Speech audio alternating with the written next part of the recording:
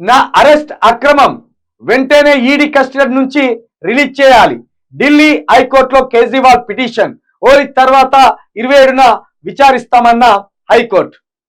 నిజానికి liquor policy ఏ ముహూర్తాన తెచ్చిందో గాని, liquor policy ఈ ఢిల్లీ ప్రభుత్వం, ఢిల్లీ సీఎం కేజ్రీవాల్ ఏ ఉద్దేశంతో తెచ్చిండో గాని, మొత్తానికైతే ఈ లిక్కర్ పాలసీ వల్ల యావత్తు ఇటు కేసీఆర్ పాలనకు, కేసీఆర్ కుటుంబ సభ్యులకు, ఈ కేజ్రీవాల్ మంత్రివర్గంలో ఉన్న మనీష్ సిసోడియా మెడలకు చుట్టుకున్నది ఈ లిక్కర్ పాలసీ.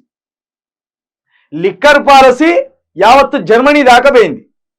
జర్మనీ విదేశాంగ శాఖ మంత్రి కూడా స్పందించవలసిన దుస్థితి పట్టింది.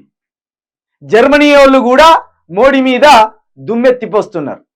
పార్లమెంట్ ఎన్నికల కోసం ఎవరి గొంతైనా కోస్తావా మోడీ అని జర్మనీ విదేశాంగ శాఖ మంత్రి కూడా మోడీ మీద సీరియస్ అయింది. కానీ మనోళ్ళకి సిగ్గు లేదు కదా.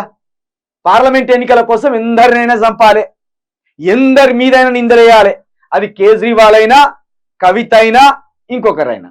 ఆ ఉద్దేశంతో ఆ మోదీ దుర్మార్గమైన విధంగా ముందుకుపోతుండు.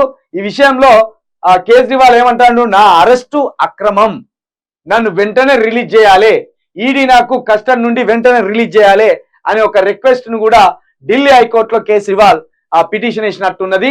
27 తారీఖు వరకు అయితే విచారణ లేదు. తర్వాత ఎలాంటి జడ్జిమెంట్ ఇస్తారో కూడా ఇక చూడాలి.